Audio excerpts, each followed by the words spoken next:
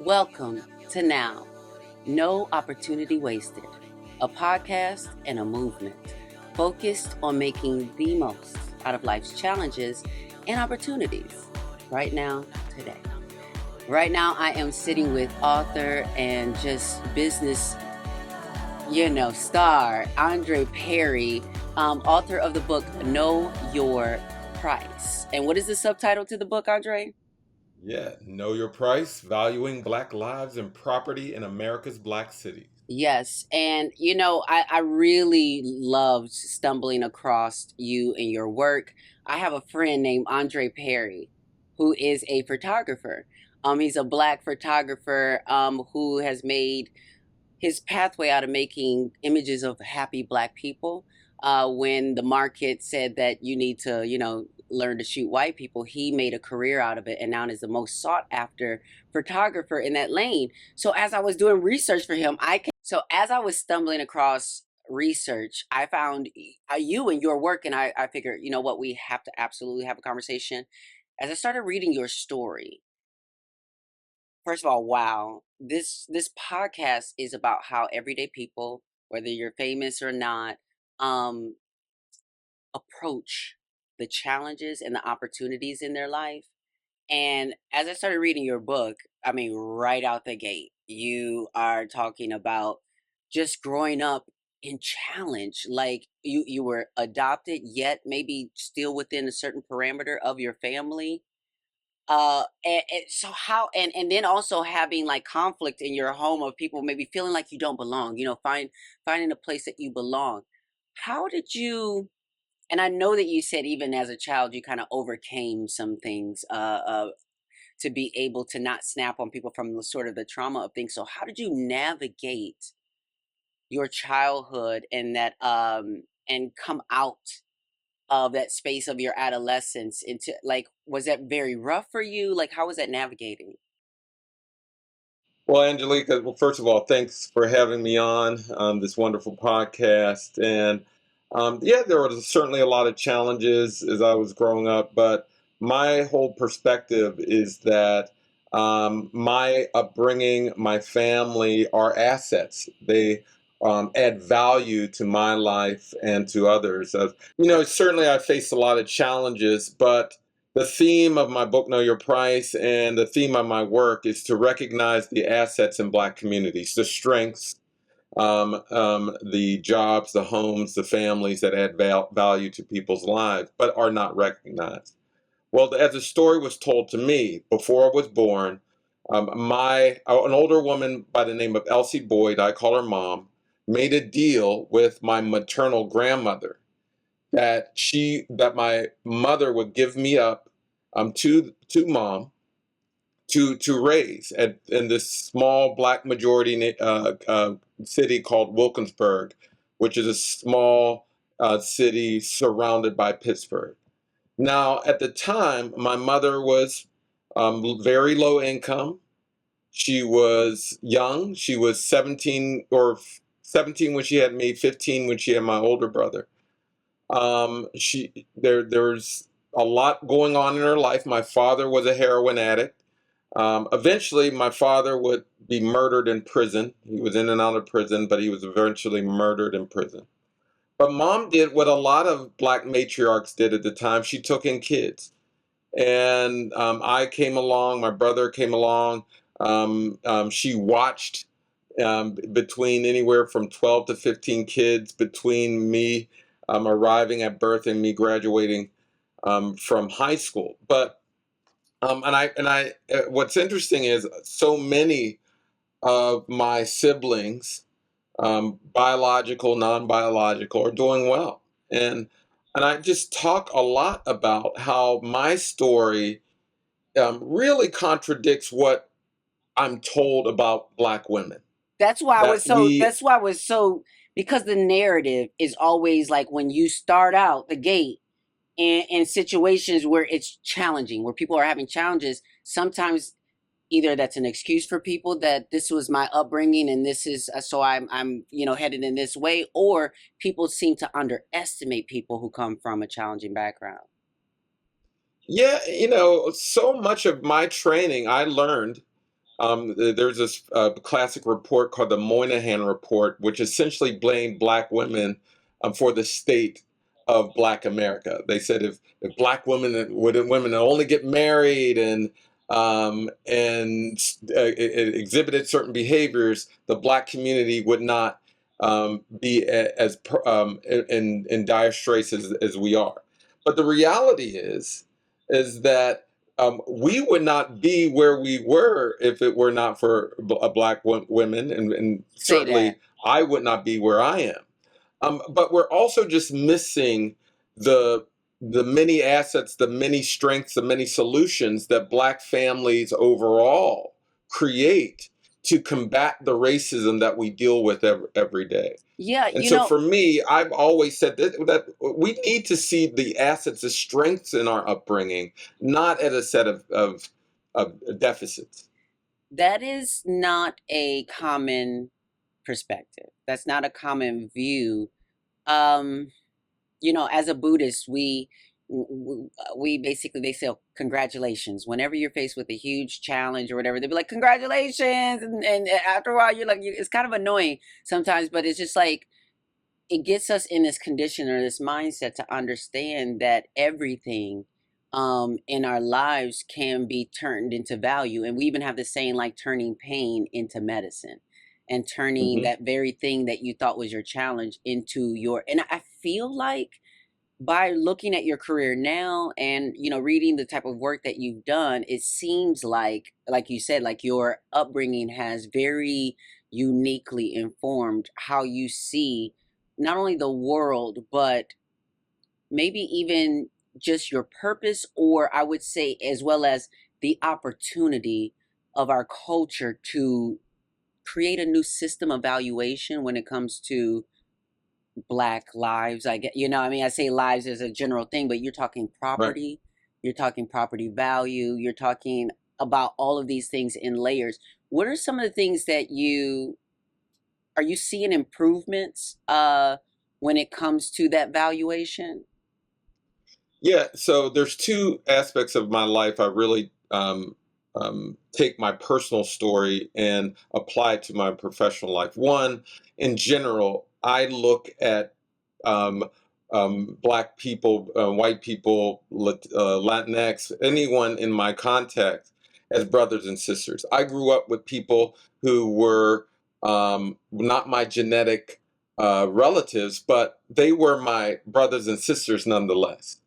And I've learned how we have an obligation to our brothers and sisters, whether or not they share a mother or father or not. So for me, there's a critical aspect. But also, I also apply my upbringing to my economic development work. A lot of people know me through my studies on housing. In 2018, my colleagues and I, Jonathan Rothwell and David Harshbarger, did a study where we compared homes in black neighborhoods where the share of the population is black population is 50% or higher, to those where the share of the black population is less than a percent. And we compared the list price. So what you see listed on whatever Zillow or other listing you have. And what we found that without attending to crime, education, and other variables, on average, homes in black neighborhoods are priced about half as much as homes in white neighborhoods. Now, a lot of people will say that's because of education, that's because of crime, but those are things you can control for in a study, meaning we can get apples to apples comparison between similar homes in similar circumstances. So we put those controls down, and what we found is that after controlling for education, crime, walkability, all those fancy Zillow metrics, that homes in black neighborhoods are still underpriced by 23%, about 48,000 per home. Cumulatively, there's about 156 billion in lost equity in black neighborhoods. And I just want to put that in perspective because we throw out numbers. Please A do, because hundred, that was a big old number to me. yeah, yeah, 100, but 156 billion is equivalent to 4 million black-owned businesses based upon the average amount black people use to start their firms. It would have paid for more than 8 million four-year degrees based upon the average amount or the average cost of a public four-year education. It would have replaced the pipes in Flint, Michigan 3,000 times over. It's more than double of the annual economic burden of the opioid crisis, and it would have covered nearly all of Hurricane Katrina damage. 156 billion is a big number. And this is why I always say that there's nothing wrong with Black people that ending racism can't solve. When things go wrong in Black communities, we blame Black people. We don't look at the practices and policies that extract wealth and opportunity. That every day, without anyone wearing a white hood, without anyone carrying a tiki torch, this money is extracted. It is the money we use to lift ourselves up by our proverbial bootstraps. Well, let me And let me so for ask you. me, Well, let me ask you this, because even saying that, okay, because I want to tie something together as well. Like, you're talking about residential real estate, correct? Or are you talking about like kind of all of it, a little bit? I guess in general, it encompasses residential in that regard. residential, but like when it comes to commercial real estate in those spaces, like I heard you mention like in the book to which you nailed it on the head, where it was like, just seeing this sort of like same offerings of liquor store, chiropractor, what have you, Yeah. and also having these food deserts, but then having a beauty supply store that is not owned by our own folks, and how I've heard other folks talk about how it's easier to get those type of loans. It's easier. They'll offer us like credit card debt or all kind of other things, but when it comes to like loans for businesses and loans for different things like that, it's a little harder for Black folks to get those loans in our own neighborhoods.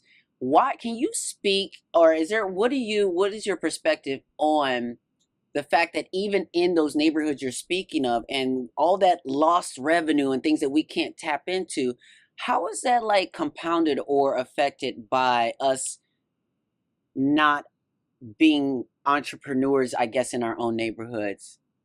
Yeah, a lot of people forget that most people start their businesses using the equity in their home.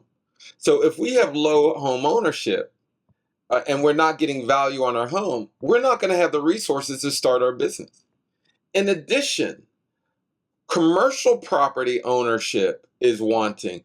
Only 3% of all commercial real estate is owned by Black people. Only 3%. So if you go down any commercial corridor in any neighborhood, more than likely we're not owning those businesses, which means it's going to be harder for us to operate in those facilities because the landlord can essentially charge rent at whatever rate, and it's going to cut into your profits. And so for us, it's imperative that we figure out ways to own not only residential property but also commercial real estate as well. And in my one of the chapters in my book is chapter Buy Back the Block, how we can figure out ways to buy the facilities so we can determine the kinds of businesses that land in those places. It's not a coincidence that we can make money off of sort of these industries that sort of prey on our vulnerabilities. I'm always seeing celebrities and others have alcohol deals and other things, and that's fine. I'm not going to hate on that. But ultimately, we need other forms of businesses that uplift Black communities, that bring in revenue while not suppressing our overall development. And so for me, we got to figure out ways to own real estate, to own businesses that are going to advance our community overall, and just create a new vision of who we can be moving forward. So, what is that? What does that vision look like? What are some ways that you say? What are some ways that we can think outside the box and do that? Now, for one of the things that comes to mind for me is shared economics, and I feel like many people in my community, and when I say my community, I'm now speaking to all the intersections of being Black, being a woman and Yeah. also being of the LGBT community, um, it is, even with LGBTQ people, I find that sometimes we struggle to collaborate. And I feel like, when we talk about shared economics, it's about a collaboration. It's about, collaborative economics. I think about shows like Friends, or Living Single. Let's get a good reference here. Like Living Single, and you got these grown adults living in an apartment together. And, they're not married, they're single, obviously. And I think that sometimes I always felt like the why of that was never really discussed, or the why of what, I mean, obviously they're in a big city. And so maybe that's why they were doing that. But I have actually been able to kind of come up in life by having roommates, and I don't mean roommates, I like to live at a certain level, The apartment comes with a dishwasher, maybe a washer and dryer inside the apartment, what have you. So I might be paying a little bit more for my share, but I'm still sharing economics so that I can live at a standard and a level that helps me go out into the world and reflect how I feel, in the world. So that's one of the ways that I feel like we could, if we could collaborate and do shared economics. But is that even a possibility, a reality? What are some ways that you might see that we might reach that vision you're talking about? Well, there are many different new emerging models of ownership that folks need to learn about. There's this idea of community land trusts where multiple people can actually own shares of property in an area, and also own the property and not necessarily the land it's on. So it'll enable more people to actually own a home. Now, a lot of people will say, well, won't get the same kind of wealth building from that because you're owning a facility cooperatively. But the reality is that if folks can stabilize their home, then they can get wealth in many other Right. areas. And so for me, it is about figuring out ways where we can work cooperatively to own land, to own property, to develop businesses. Because, and in many ways, we have no choice. But also, I just want to be clear that in the age of Amazon and sort of global markets, we absolutely still need to have products that generate revenue from other communities. That we need to develop businesses where people of all persuasions can actually buy. That we Absolutely. should not, if you are a Black entrepreneur, that you should not just expect someone with your skin tone to only buy your products. And in fact, that it may not be sustainable in that way. So we need to also see ourselves as part of a global economy as well. And this is where I'm very passionate about expanding the share of employer firms, meaning firms with more than one employee. Right now, the Black population is about 14%, but the share of employer firms is only 2%. If the if the share of the black of employer firms matched the Black population, we would have 800,000 more firms in the country. We would have hundred millions of more employees. And the reason why I bring that up, we need to get into industries that require 5,000 employees. 10,000 employees. So oftentimes we talk about starting businesses, starting that coffee shop, starting the hair salon, uh, and these are great businesses. We know how to do it, but we also need to buy healthcare facilities. We need medical practices and hospitals. We need utility firms. So we also just need to scale up the level of businesses that we participate in if we're going to really participate in a global market. That So I say buy back the block, but let me be clear that we need to participate in markets that go well beyond our block, Yeah. well beyond our country, if we're going to reap the kind of wealth we deserve. That's what I like about there's a Instagram account or a social media account I follow called We Buy Black, I think it is. Yeah. And they highlight all these different things. And what I love is seeing Black people who are selling detergent or toothpaste, the things that everybody needs to Everybody buy. needs. And I hear what you're saying, because a lot of times we do, I don't know that line of basically having that pride in being a Black entrepreneur and saying this is a Black owned product, versus marketing and branding something that speaks to folks even outside, of your community. That sounds like, I mean, I think it is challenging. Obviously, we have Black business owners, all over the country. I mean, I'm very inspired by a lot of the stories that I hear of entrepreneurship coming from Black folks. But when you have states, and states like Georgia, where I own my home in the state of Georgia in Decatur, um, I kind of feel like Georgia, and I have to choose my words lightly, because I have lots of relationships in Georgia, and I love Georgia. I absolutely love Georgia, but I feel like sometimes the tone I'm getting from Black celebrities and folks that own homes there, because there's it has been very affordable to own homes in the suburbs and things like that. So I feel like there's this kind of 40 acres and a mule kind of mindset in Georgia, where it's like I have arrived and I'm successful because I have, this land, and yet they're still on fragile ground in Georgia because of policies.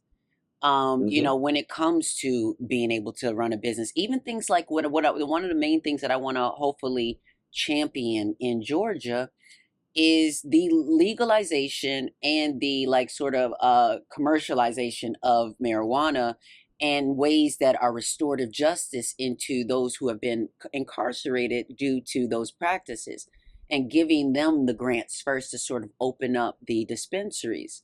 um, with all of the money that is in Atlanta, as our Black Hollywood, as we would call it, um, I just imagine us being able to, the brands that Snoop Dogg and all these rappers are like creating for white Hollywood, as I guess they would, if that's Black Hollywood, you know, that we could be able to create those types of things in our own community, in spaces where you are, like in Washington, correct, Yep, area, the Washington D.C. DMV area. Like I know that they've started to, National yeah, I know Harbor. that they've started to, I know that they have dispensaries there now, right?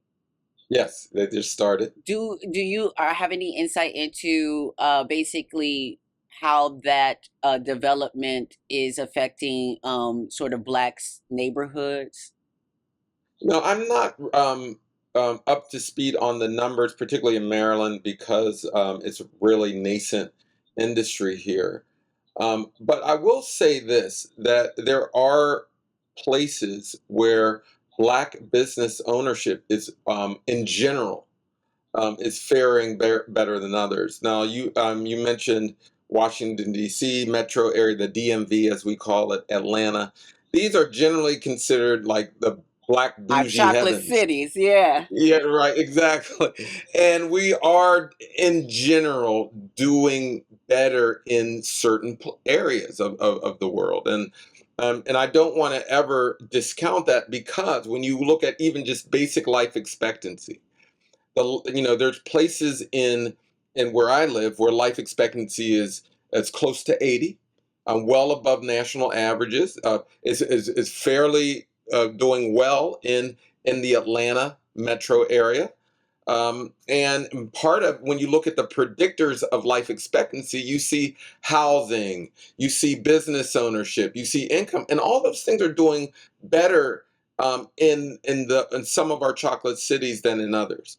And so we certainly have an opportunity to take advantage of the assets in certain cities, to grow and to influence policy in ways that can further our development as a people. And we should also have those places where life expectancy is close to 65, and lower in some cases, to learn from the places where Black folks are doing better, because we should assume that Black people are doing better in some areas because of our civic action, because of the things that we're doing.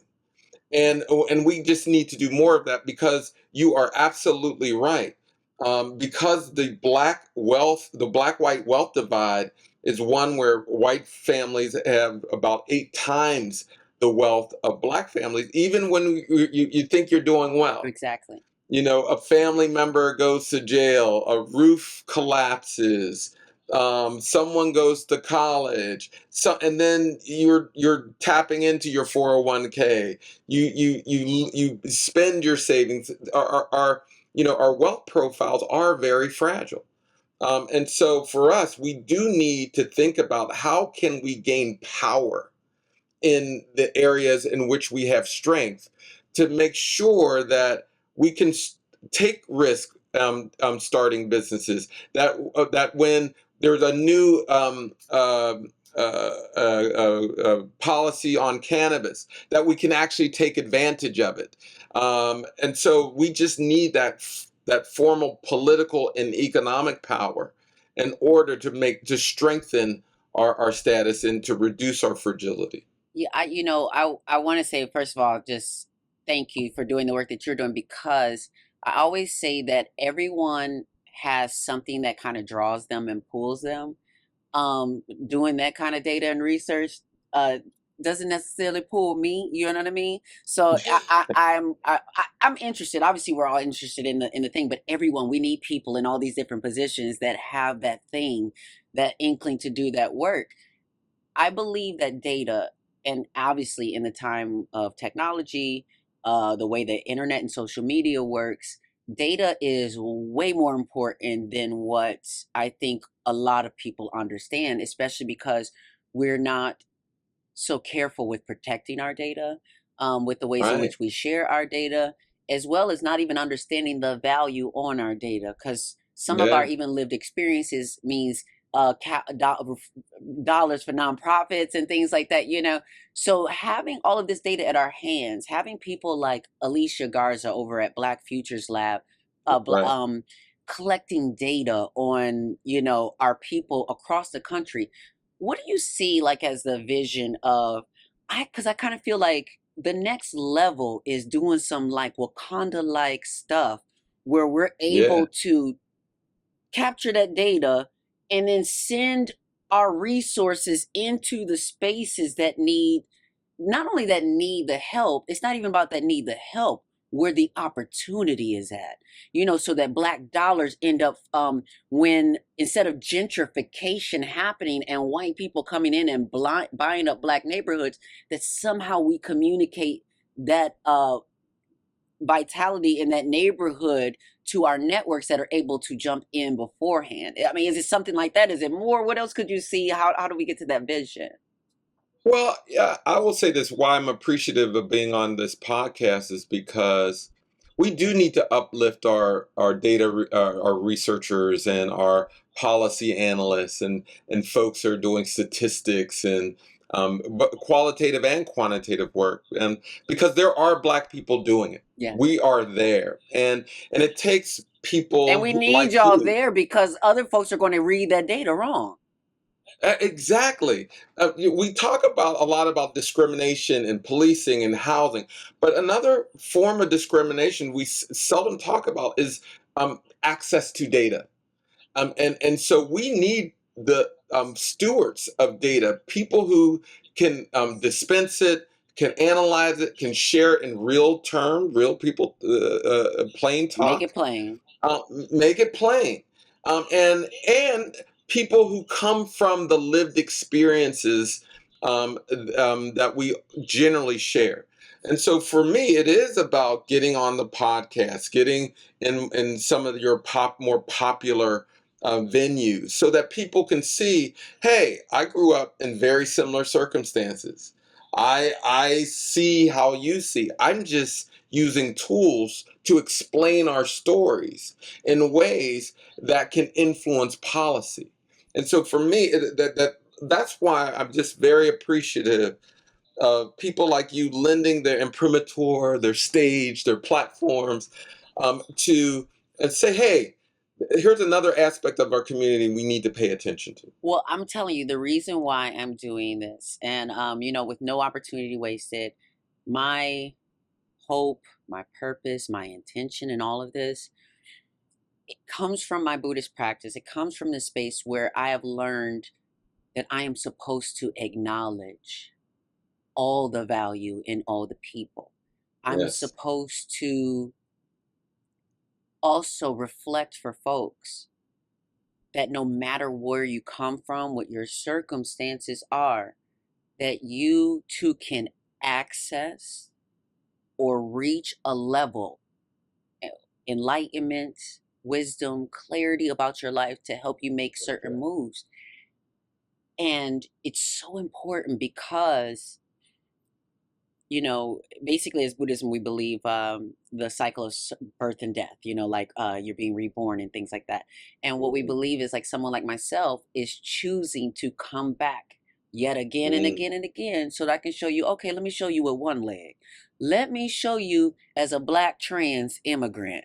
Let me show you in this form, because that's right. right now we have a world full of folks who have been tricked out of their value, and like the That's Bible would right. talk about, like the devil's greatest trick really is tricking people out of that inherent value. So it is really important for me to use this platform to showcase folks like yourself who have been through some things, who You know, yeah, go ahead. I will say that I'm glad you brought this up because we will present ourselves in many different forms. I just want to be clear to those listening. You have value in whatever form you're in. And it's your part of our life's mission to recognize our value because people take great lengths to sort of either mute the value they have or try to achieve some value that's very ephemeral that'll go away that that these are not who you are. These things are not. It only has value in the moment. It's a That's yeah. exactly right. Like, and so, I mean, we're always in a state of becoming, but at some point, you need to figure out who you are, because there's value there. There is value there. And, I like to think I'm handsome. I like to think I You like that. is. You is. Yeah, yeah, and all these things, but there's something deeper. Yeah. There's something deeper in who you are. And if you can tap in to that essence of who you are, then the sooner you'll get to where you want to go, ultimately. And so for me, I think we do a lot of gymnastics trying to figure out these very ephemeral, these very superficial things about who we are. And, I'm much more interested in sharing to our community that you have value, that you've come from different circumstances and you still have value. In fact, that sometimes you need to embrace where you've come from in order to see your value. So for me, that's part. I measure homes and businesses, but the reality is, from my research, I see it that our homes are much more valuable than they are priced, Yeah. and we are much more valuable Then we are than we are prized. priced. Ooh, Right. that is a connection and a word, and you are just, and I think I feel, and again, I try to be very careful about what I'm saying so that people know that I am never in a space of blaming anyone for their Right. circumstances and being in places that they are in. But what I know is that from the time that we're born, people are pouring things into our brains, pouring things into, Right. whether, oh, you're too dark, or you're, oh, whatever these things that we're picking up. Right. And over time, some of us are exhibiting that we do not value ourselves, That's right. and we do not value each other.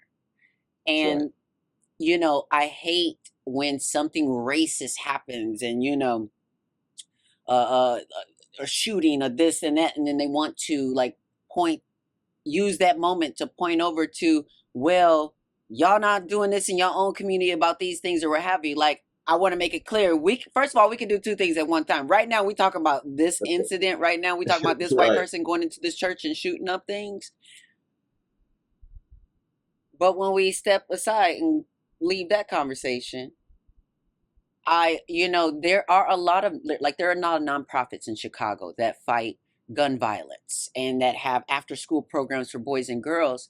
And yet you'll have a celebrity like Ice Cube who will take an invitation to the White House and talk about how to solve the problems or whatever from very like conservative talking points, but has not actually talked to the organizations in those local spaces. And the ones that they have, I've spoken to some of the people who have spoken to them, and they're like, they weren't even interested in Mm, the actual work. the It was work. just like an egotistical thing. So, like you're saying, the work that you're doing, the work that I'm doing, sure, I'm going to use my power to still fight the good fight out there. There's some things I'm going to be doing in my life to kind of like enter certain spaces and arenas, and make sure that we are represented and heard in certain spaces. But majority of my intention is about understanding, making people in my own community understand that we are so much more powerful than that mountain that looks so big, or that challenge that looks so great. That if we That's right. actually focus on our own value, and increasing that value, and not only increasing that value, increasing our responsibility as a Black community, as people, like Black men being responsible to Hmm. Black women, That's the right. ones they're not sleeping with. You know what I mean? That's right. All Black women. That's right. About That's Black women exactly being right. responsible to Black men. About Black men and women being responsible to Black children. And what I mean by that is being able to respond, having the ability to have the right response to one another, a loving Hmm. response, a caring response, a compassionate response, so that when we as Black folks have folks in our family that are struggling with mental health issues, or that are born with a disability, or are deaf or blind or trans or anything else, what I know about coming up in a Black family is, my father used to have this conversation with me that said, you already have one strike against you in this world, being Black.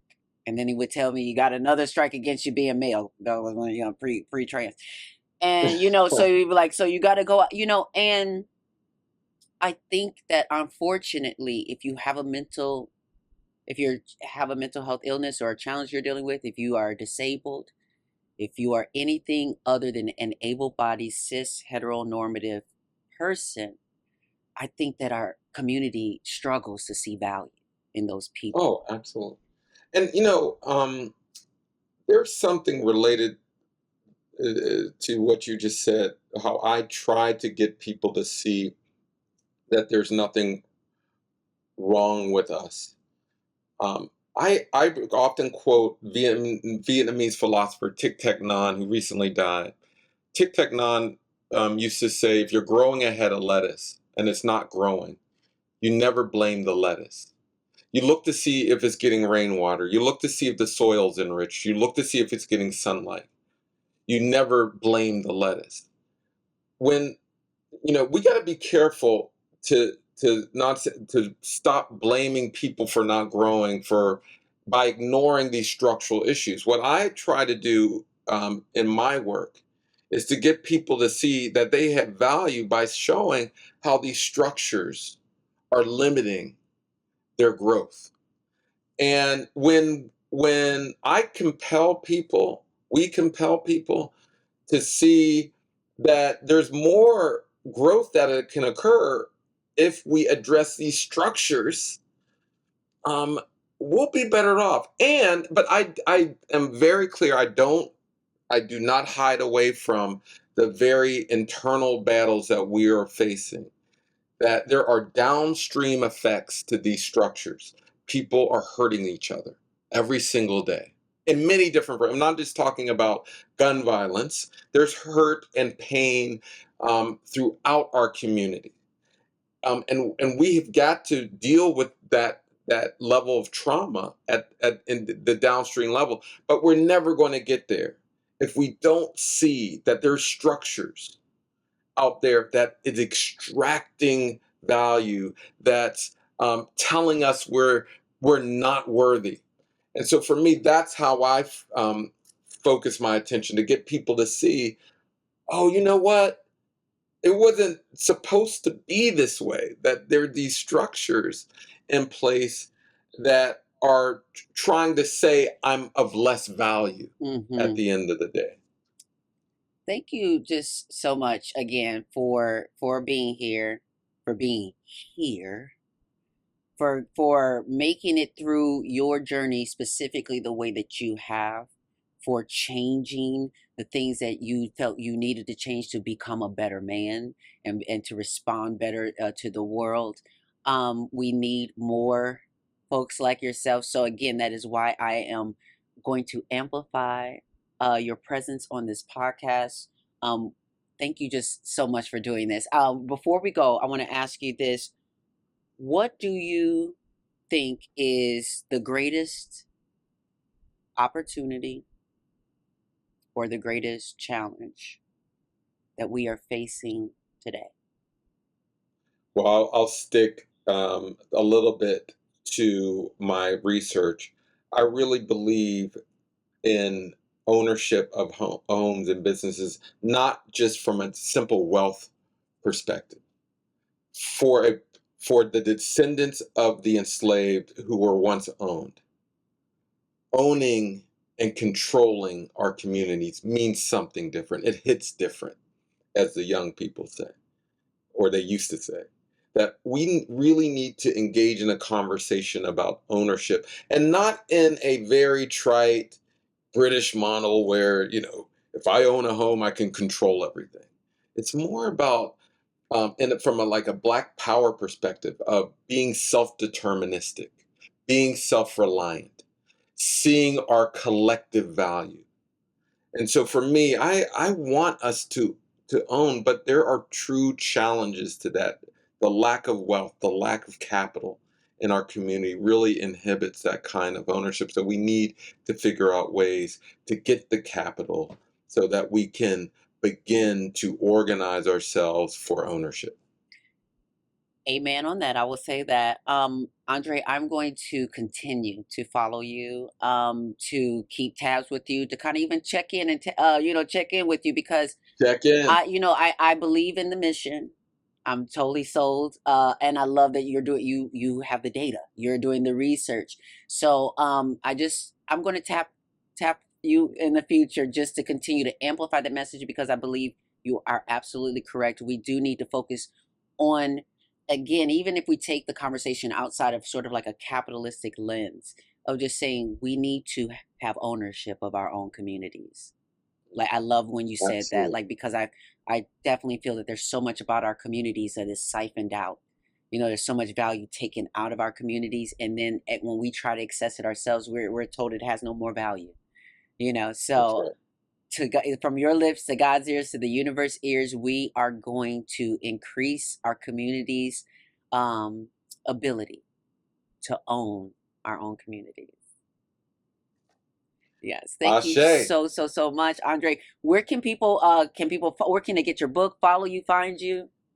You can always get Know Your Price, Valuing Black Lives and Property in America's Black City, wherever fine books are sold. And you can always reach out at Andre Perry, EDU, on all the social media platforms. Thank you so much. I have the physical copy and the audible.